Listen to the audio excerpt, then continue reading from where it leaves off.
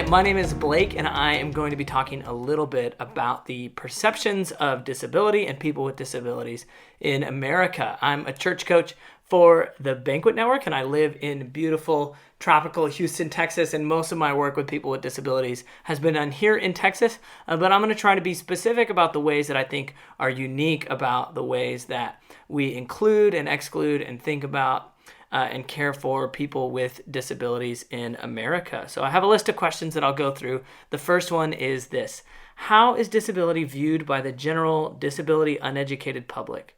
What are some of the stigmas that exist? I think in America, people with disabilities are often dehumanized, but I think that this is done in a way that may be a little more insidious or implicit than it's done in other countries across the world. People with disabilities here aren't always explicitly institutionalized, and they're not always directly physically treated badly, but the result is the same. There are lots and lots of people in the US who are lonely and who are hurting and who don't belong and who are left out because of their disability. And I think this insidious or implicit nature of the way that people are pushed to the margins is maybe even a little more dangerous, because it makes it harder for us to see that there is a problem, that there are people out there that we need to go seek out and to include and to love. And I think an easy way to think about this or to see this is to think about some of the things I hear people say all the time. The first one is, I don't feel called to that.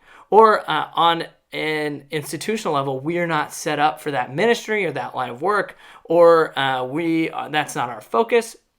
And I think these lines of thinking come from a bad understanding of calling, but more than that, I think that they come from a bad understanding of disability. You see, I wear glasses, and I'm not great at math. I don't have a perfect body, and I don't have a perfect mind. But the difference between me and someone whose disability affects them in a negative way is that my imperfections, my imperfect body, is not socially stigmatizing. Another thing that I hear people say all the time, and it's either directed at me or someone I know who works with people with disabilities, it's that, oh, you're such an angel, or wow, you're such an amazing person. And I hate that. I hate it for two reasons. One is because it's really insulting, right? What does that say about people with disabilities if we say that the only people that can spend time with them or be their friends are the angels or the people that are amazing people? And for this, the second reason that I hate that is that it's an excuse. It lets us off the hook, right? We're saying, oh, you're such an angel, you're so incredible, I could never do that. So I don't have to think about the ways that we need to include people with disabilities, and I don't have to do any work to change kind of my worldview. So the next question is, where do these views come from in a cultural sense? And I think we in America live in a world of convenience and instant gratification, and we care deeply about appearances. We care about looking strong. We care about intellectual prowess. We care about competition. But disability doesn't fit into that mold. Disability isn't those things, and it's not pretty in a cultural sense. It actually exists in opposition to those ideas of agelessness and of physical beauty and intellectual prowess. And I think that kind of leads into our next question of, what is it like to be a person with disabilities in your country? I think a lot of people with disabilities in the U.S. feel invisible. I think, we hear all the time parents telling their little kids, hey, don't stare at that person in a wheelchair. And this kind of thinking, I think people are trying to be polite, but what it does is it makes sure that people with disabilities aren't communicated with and that they're not engaged and that they are left out. And people with disabilities here have very limited opportunities to engage and to be involved, especially after they graduate high school. Once they become adults, people with disabilities, opportunities evaporate. People are asked to leave their churches, and there are very, very few places where people with disabilities truly belong and are truly understood and are truly accommodated and cared for. But the next question is, what gives you the most hope for people with disabilities in your country? I think our country is based on a market economy, which is not innately bad, but it's not set up to care for people with disabilities. there has to be an institution that values people for who they are and who cares about them because of who they are, and regardless of their ability to be productive. And I think this institution is the church.